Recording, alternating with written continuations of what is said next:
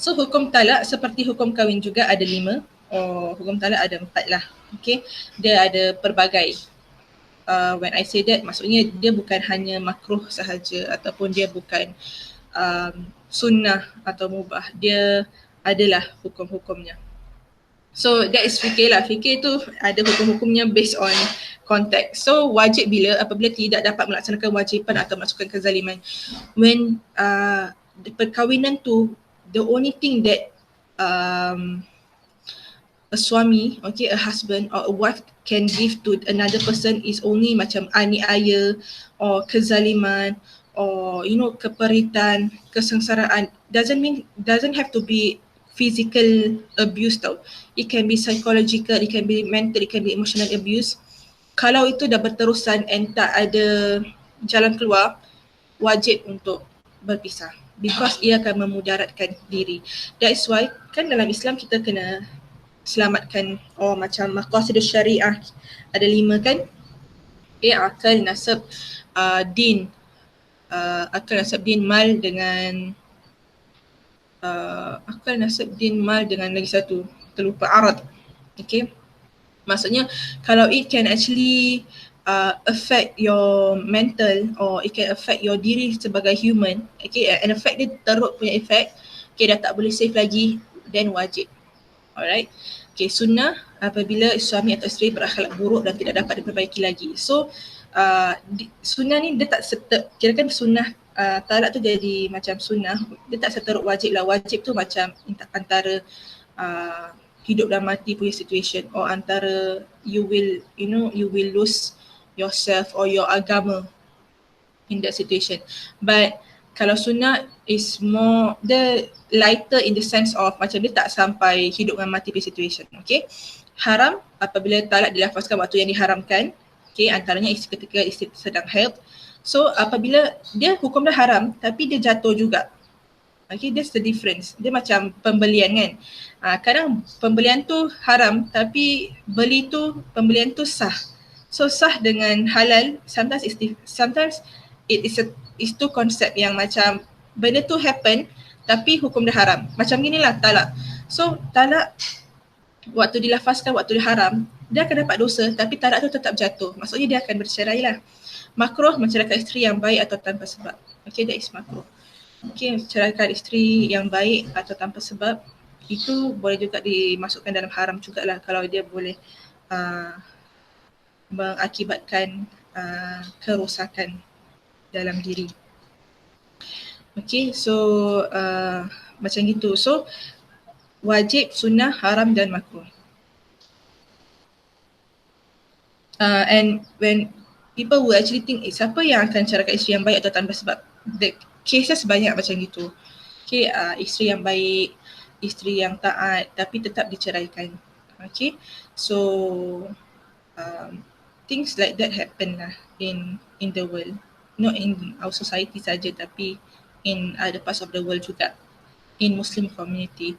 It's sad to say this but this hukum ada for a reason. Okay, so benda ni happen. So maybe soalan A-level boleh cakap about apa hukum menceraikan isteri yang taat atau yang baik tanpa sebab. Okay, then you can say lah it's makruh and why.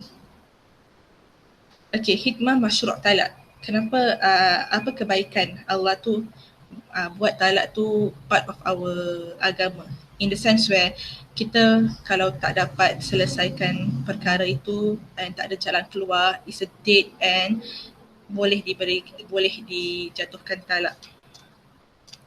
Okay, hold on Okay, boleh jatuhkan talak. Okay, let me just hold sekali lagi. Okay, boleh jatuhkan talak because kat sini kan, maksudnya ada agama lain macam agama Kristian kan, dia ada yang dah kahwin tak boleh cerai.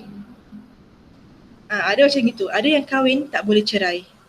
Ada agama Kristian macam gitu. So when you dah kahwin, you anything that happen, you will be stuck with that person. Walaupun person tu zalim ke macam mana, you will be stuck with him or her. So daripada situ dia tak dicerai langsung. Tapi agama Islam dia bolehkan, tapi perkara tu tak digalakkan. So antara hikmahnya kenapa adalah penceraian ni ataupun talak ni memberi peluang kepada suami isteri membina hidup baru. So macam for example, memang dah tak serasi lagi. Okay, memang dah tak serasi lagi dan dah tak boleh lagi find another solution pun. So they akan separate and hopefully they can membina hidup baru yang lebih baik. Okay, so Islam is all about that. Islam is about actually wanting to give you kesenangan, kemudahan, wanting to give you a good and proper life. That is Islam. Kedua, memberi pengalaman dan pengajaran kepada suami isteri. So maybe through perceraian ni, then you can learn your lesson. Through perceraian ni, baru that person can learn their lesson. Kalau tak berpisah, they will never learn their lesson. They will never know macam how valuable a marriage is, how valuable their partner is. Okay, mengurangkan tekanan perasaan. Okay, sometimes kirakan when a marriage is very bad kan, it gives you an emotional, it actually affects your emotional health and your mental health, and that happens a lot lah nowadays. So untuk elakkan daripada mudarat yang lebih besar, there is a way out, which is perceraian. Empat, menyedarkan suami isteri tentang kepentingan menghayati ajaran Islam. So kebaikan juga antara perceraian yang berlaku adalah tidak menghayati ajaran Islam, tidak tahu hak-hak dan kewajipan masing-masing. So sometimes orang kahwin kan, that's why at one point of time dekat Singapore, it's wajib untuk siapa-siapa yang nak kahwin kena pergi marriage workshop ataupun kursus rumah tangga. Why? Because banyak orang yang tak pergi kursus rumah tangga tu, dia ikut statistik bukan semua tapi banyak yang end with perceraian. Because kenapa? Without kursus rumah tangga kan, sometimes they don't really take the effort to actually learn about marriage tau. Orang just tahu nak kahwin, nak bersama dengan their partner, nak adakan family, tapi they don't really know what is a family, ataupun they don't really hayati, or they don't really, how should I say it, they don't really research on it kan. Macam ada family, okay lah, we become parents, then when we become parents, we have children, that's a family unit. But apa tanggungjawab parents tu? What is your tanggungjawab sebagai isteri atau suami? Kirakan then finance pula, kirakan banyak juga perceraian happen because of finance juga. So banyak planning kena ada before perkahwinan. It's not just about kasih mahar dah settle, tak. You will be living with someone yang you tak pernah live with, tau. Macam after that, macam there's like you can live with someone with his or her lifestyle, with his or her opinions, principles. Sometimes it can be different and sometimes it can be the same. So macam mana? That is where penghayatan Islam tu harus ada kesabaran, harus ada selalu husnuzan, harus ada selalu berbalik kepada Allah SWT. Banyak perkara when you actually tak serahkan kepada Allah SWT, perkara tu akan be in a mess. Okay, when you don't put Allah in that equation, it will be in a mess lah. Tapi when you put Allah in that equation, when you actually working towards pleasing Allah, both of you, then it will be something fruitful, okay, beneficial. So dia menyedarkan suami isteri tentang kepentingan menghayati pengajaran Islam. 5, actually banyaklah, tapi ni antara main points dia. Yang kelima is memberi jalan keluar untuk hubungan yang tidak dapat diperbaiki lagi selepas sudah diusahakan untuk memperbaikinya. So dah pergi counselling, dah adakan hakam. Hakam tu maksudnya dah appoint someone to be the middle person to actually negotiate, tapi still tak work. Counselling tak work. Try different solutions, different methods, different kirakan different approach pun tak work. So talak tu dibolehkan. That is hikmah dia lah. Maksudnya talak is part of the option. Maybe because they are destined to be separated after a while of after maybe a few years of marriage. So the trend is right now, okay, dekat Singapore, sadly ada increase, okay, ada increase in orang bercerai. Okay, unfortunately ada increase in orang bercerai. And siapa is that ramai yang bercerai belum lagi 5 years into their marriage. Okay, the first 5 years tu ramai yang bercerai waktu situ. Dia belum lagi sampai 5 years mark of their marriage pun diorang dah bercerai. And that is a trend that is very concerning, very worrying and very sad to see.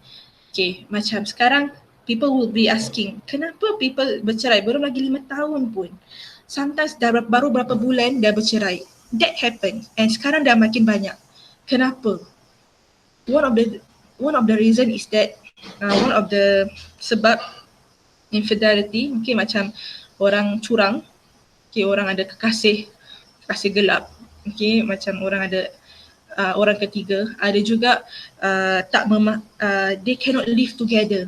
When waktu ta'aruf tu nampak semua okay, then waktu live together they see that I don't really, macam his principles and my principles selalu clash, for example.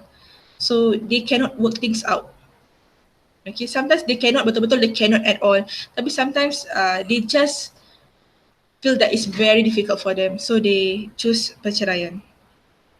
So that things happen and benda-benda ni berlaku banyak tau dekat Singapore and it's a trend right now.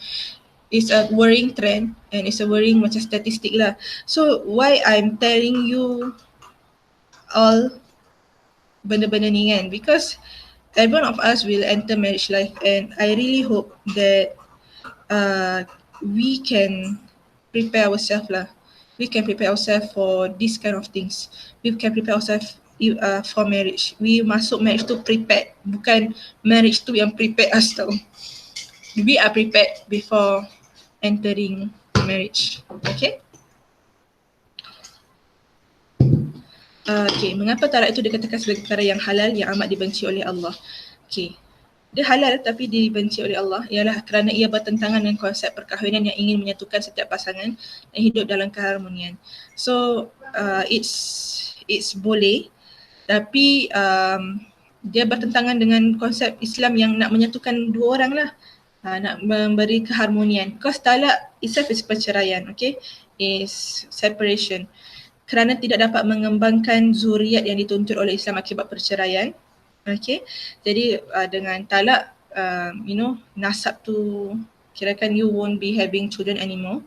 And ketiga, menimbulkan perasaan negatif dalam hati. So maybe perasaan dendam, perasaan sedih, depression dan sebagainya.